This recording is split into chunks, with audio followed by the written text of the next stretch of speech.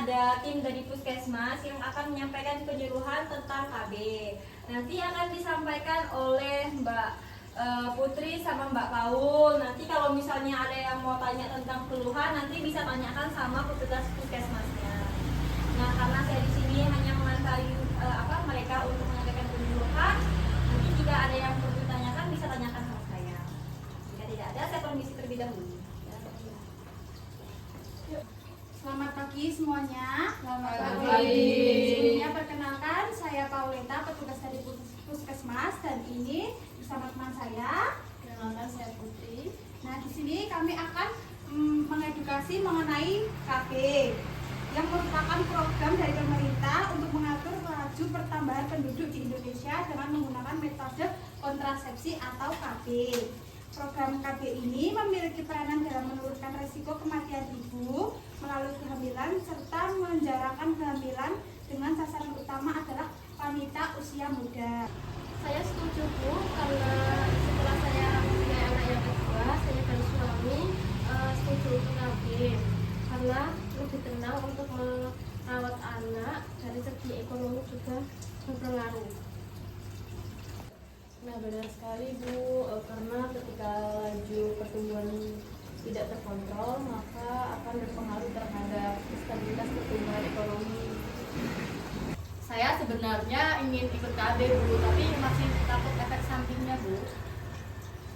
Sebenarnya semua jenis KB itu pasti ada efek sampingnya Bu, tergantung kita memilih metode KB-nya. Kita harus konsultasi dulu, ada banyak pilihan seperti pil, suntik, implan, atau IUD. Aku mau tanya, untuk efek samping dari KB suntik itu ada apa ya? Soalnya rencananya nanti setelah menikah dan punya anak mau di KB suntik.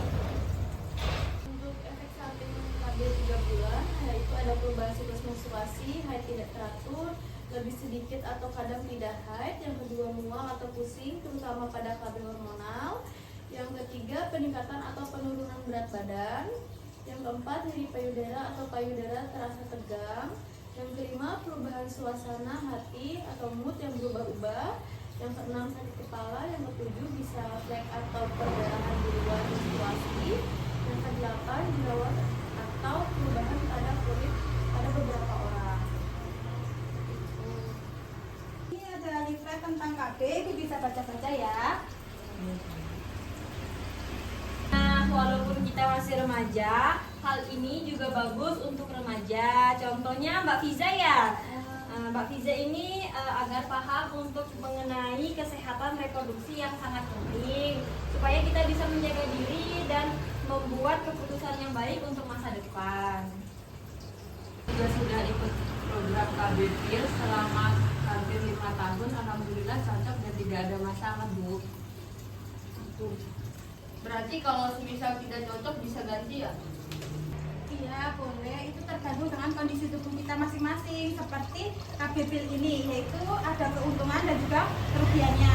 Untuk keuntungannya, yang pertama bisa membantu mengatur jumlah anak dalam keluarga. Yang kedua, mengatur jarak kehamilan sehingga kesehatan ibunya lebih terjaga. Yang ketiga, mencegah kehamilan yang tidak direncanakan. Yang keempat, membantu meningkatkan kesejahteraan keluarga secara ekonomi dan sosial. Dan yang terakhir yaitu memberi kesempatan orang tua untuk merawat dan mendidik anak dengan lebih baik.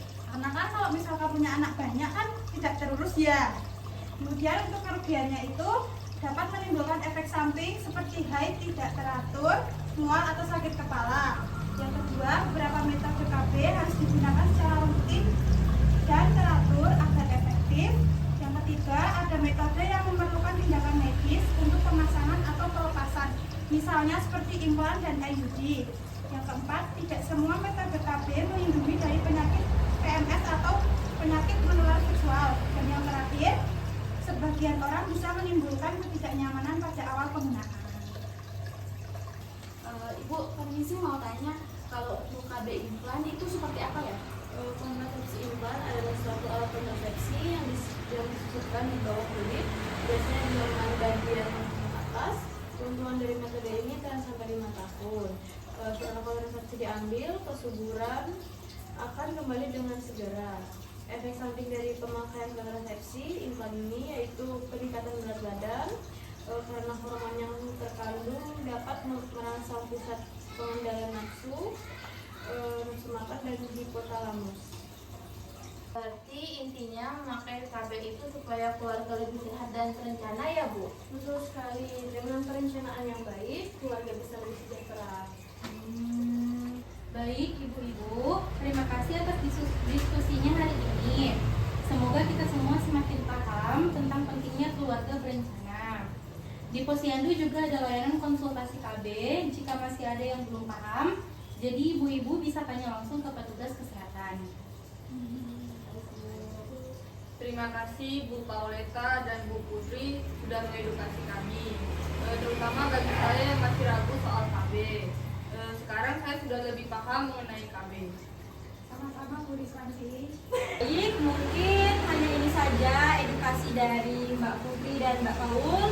Semoga ibu-ibu bisa paham mengenai KB yang sudah disampaikan. Nah, jika tidak ada yang ingin disampaikan, kami dari Puskesmas akan kembali.